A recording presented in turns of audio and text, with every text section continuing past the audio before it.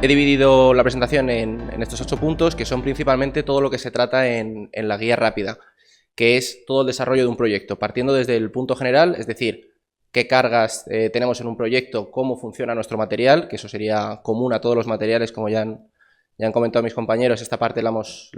repetido un poco en las diferentes guías, ya que es común, sea cual sea el material. Luego una segunda parte de análisis seccional, que al final pues tienes que comprobar y decir es un perfil mayor, un perfil menor. Esta guía viene muy bien para pues, tener un primer recurso y saber en qué tamaño de perfiles estamos. Luego análisis global,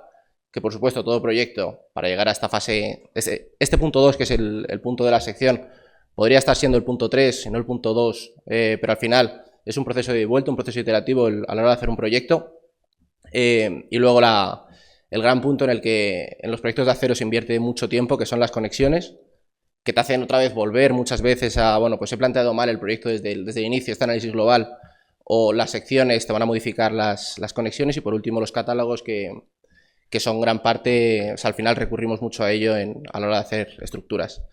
Esta primera parte, como comentaba, de conceptos generales, tiene una parte de cargas, combinaciones, que esto al final, sea cual sea el material, sea cual sea la normativa que usamos, siempre aplica. En este caso, Eurocódigos,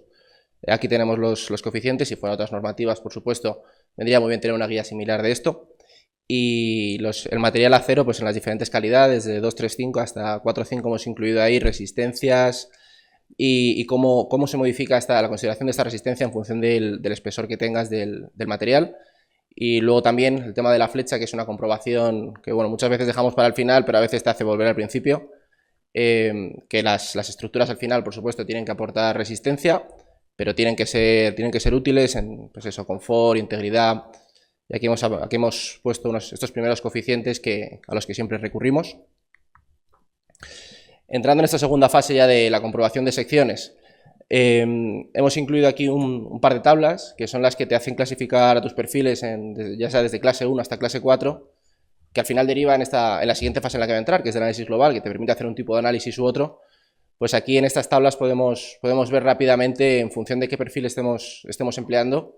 a qué clase se corresponde. Y esta segunda tabla, que lo que te habla es de qué espesor y qué distancia de chapa tengas, cómo puedes clasificar tu perfil en una clase o en otra,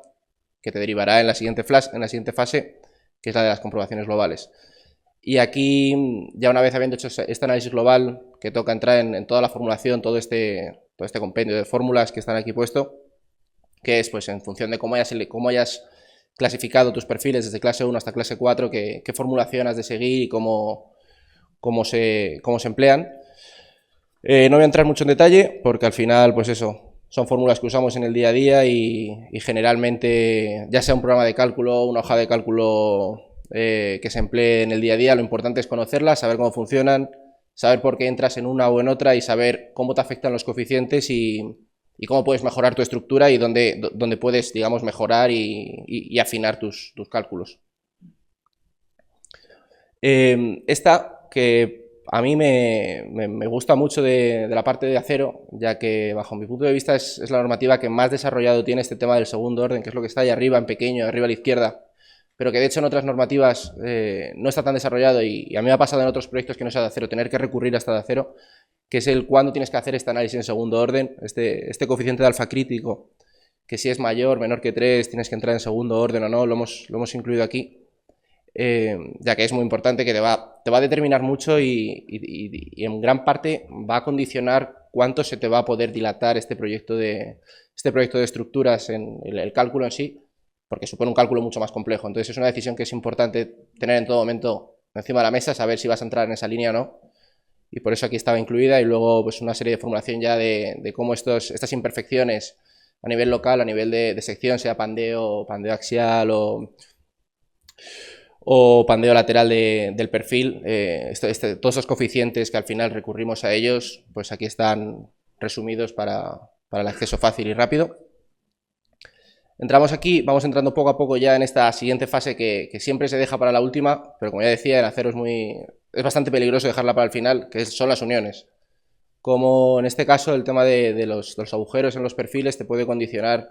una resistencia, que esto es un peligro que debemos de revisar mucho que los programas de cálculo, que demasiado nos fiamos de ellos en el día a día,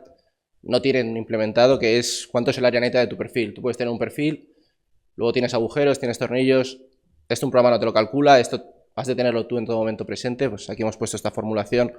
ya que al final esta sección se disminuye y es importante comprobarlo. Y aquí todas estas tablas de tornillos, pues primero las partes de distancias, disposición constructiva, qué separación entre tornillos tienes que dejar, distancias a borde,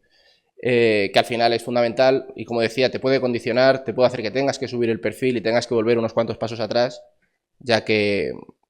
por el último paso aparente que era la unión, ha cambiado el primero que era la sección, y entonces es fundamental tener estas guías a mano y saber qué tornillería puedes y qué tornillería no puedes usar en función del perfil y qué resistencias tiene, que al final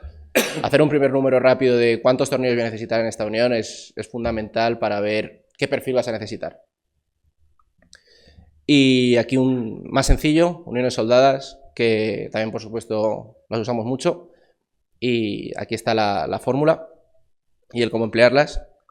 Y por último hemos puesto los prontuarios, que en perfilería de acero hemos incluido tubos IPS, HA, HB y HM, que son los más usados.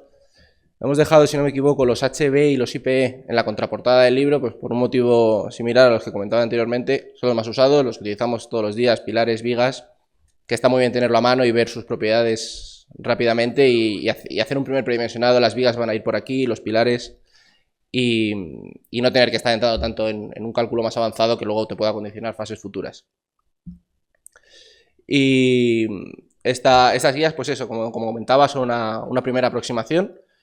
Y lo que hacen es, se sirven como complemento a las normativas del Eurocódigo, que son bastante extensas. Nunca hay que dejarlas de lado por esta guía, pero esta guía, por supuesto, te va a atajar, te va a ayudar muchísimo y va a hacer que no tengas que rectificar en errores que al final pues, supongan, pues eso, dilatarse en el tiempo y al final compliquen el proyecto.